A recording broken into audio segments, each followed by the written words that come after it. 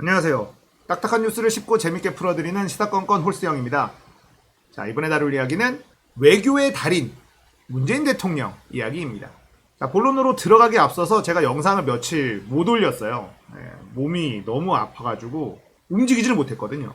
몸이 아픈 거에 대해서 사실 굳이 얘기할 필요는 없는데 제가 어떻게 아팠는지를 좀 말씀드리고 싶어요. 이게 지금 이제 백신과도 연관된 내용이라 한번 해드릴게요.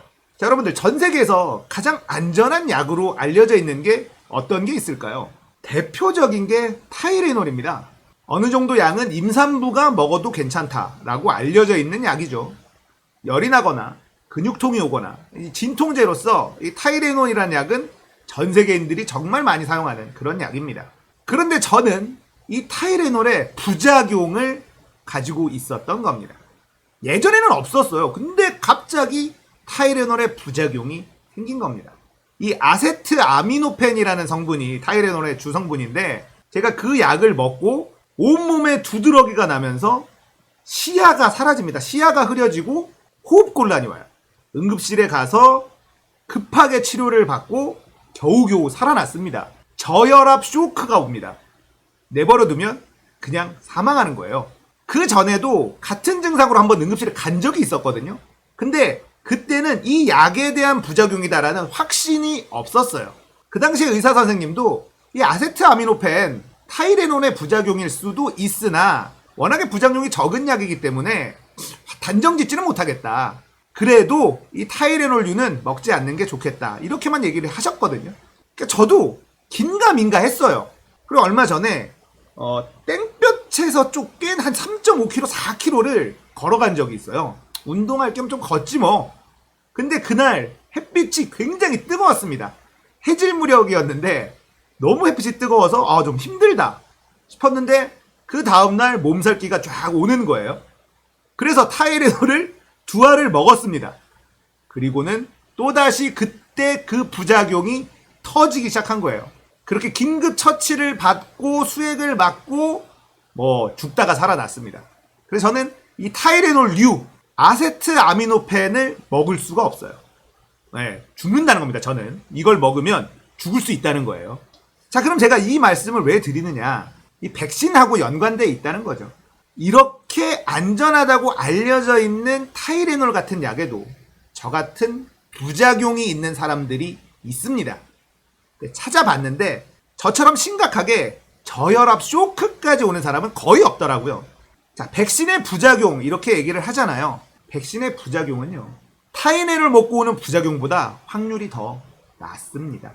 저처럼 심각한 부작용을 가지는 사람도 있지만 대부분의 부작용들은 심각한 수준은 아니었어요. 그래서 의사 선생님도 타이레놀 부작용으로 이렇게 심한 저혈압 쇼크가 오는 사례는 거의 드물다 이렇게 얘기를 하셨고, 자, 저 같은 부작용이 있다고 해서 여러분들이 타이레놀이라는 약을 무서워하지 않잖아요. 언론에서도 이런 거를 기사화하지도 않습니다. 자, 어떤 약사분이 이렇게 얘기를 했다고요. 부작용이 없는 건 약이 아니다. 건강보조식품이다. 부작용이 없는 건 건강보조식품이라는 거예요. 그러니까 백신에도 당연히 부작용이 있을 수 있겠죠. 그리고 그 부작용이 무엇인지 알고 있다면 대처할 수 있습니다. 그러니까 백신 불신을 조장하는 언론들 말만 너무 귀 기울이지 마시고 부작용에 대한 준비, 그 대처를 해놓으면요, 정말 안전한 것이 백신이다. 이런 말씀을 드리고 싶어서 구구절절 제가 어떻게 아팠는지, 며칠 동안 쉴 수밖에 없었는지 말씀을 드린 거예요. 야, 타이레놀에 대한 심각한 부작용을 가진 사람, 저주받은 몸뚱입니다. 원래는 없었는데 생겼어요. 예전에는 타이레놀 잘 먹었거든요. 이제는 못 먹는 몸이 돼버렸다. 왠지는 모른다. 백신 안심하고 맞으시고 부작용에 대한 정보만 잘 가지고 대처하고 있으면 괜찮다. 이 말씀 드릴게요. 서론이 길었습니다. 본론 짧게 갈게요. 외교의 달인 문재인 대통령. 이번에 방미에서 어마무시한 성과를 가지고 왔습니다. 이걸 굳이 폄하하려는 사람들이 있죠. 대한민국 언론들. 정말 어느 나라 언론인지 알 수가 없어. 자, 다뤄야 될 게 너무너무 많습니다. 이 비하인드 스토리도 생각해봐야 될 것들이 좀 있어요. 문재인 정부의 외교는 정말 치밀하구나 라는 걸 느낄 수 있는 대목들도 있습니다. 이 부분도 조금 더 쉽게 정리해서 한번 여러분들에게 알려드릴게요. 일단은 미사일 지침 종료에 대해서 알아봅니다. 이게 무슨 뜻이냐? 미국은 한국을 무조건 믿는다라는 뜻입니다. 한미동맹이 약화됐다. 이런 얘기는 진보 정권이 들어설 때마다 아주 그냥 단골 손님으로 나오는 레파토리죠. 미국과 멀어지고 있다. 진보가 미국을 싫어한다. 뭐 이런 식으로 늘 프레임 공격을 합니다. 그런데 이 미사일 지침 종료라는 건요. 미국이 이제 한국은 완벽한 우리 편이라는 확신이 있기 때문에 미사일 지침 같은 거 둘 필요가 없어.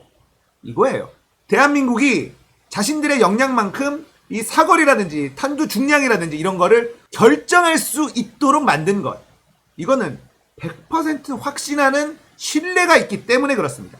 미국은 한국과 일본을 통해서 중국을 압박하고 싶어 해요. 그런데 이런 상황에서 미사일 지침을 종료시켜줬다? 이건 한국이 대중국 압박용, 군사적 압박용으로 충분한 능력이 있고 한국은 확실한 우리의 동맹이다. 이 전제가 깔리지 않으면 불가능한 영역이에요.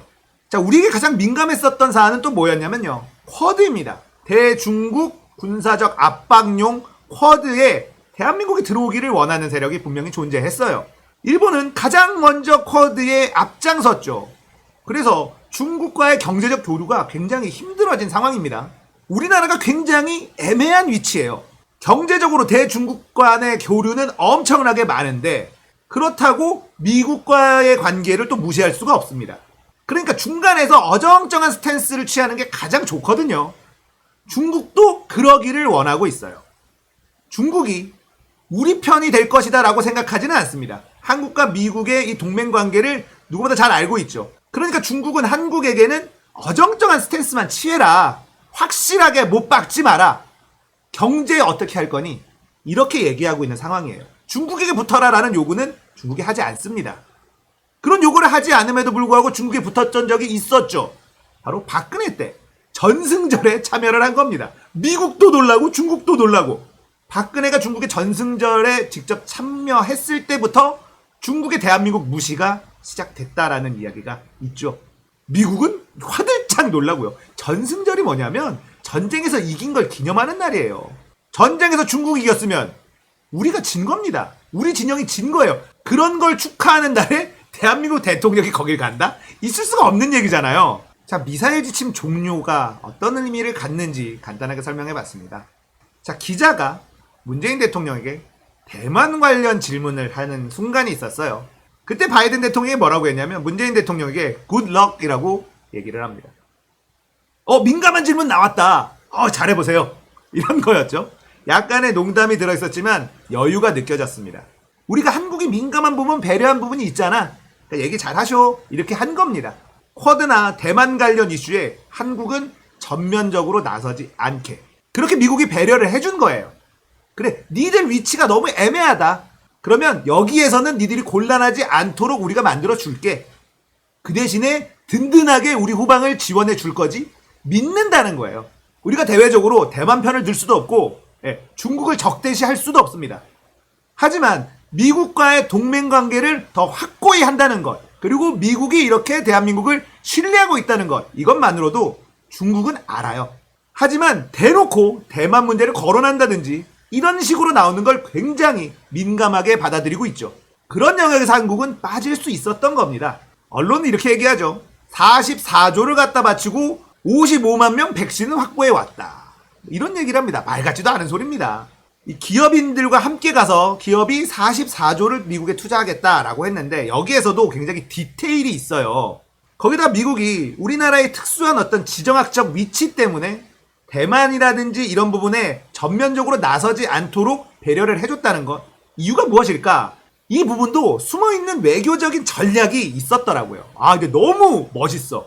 이 부분 다음 시간에 좀 더 디테일하게 외교의 달인 문재인 정부에 대해서 정말 멋있다.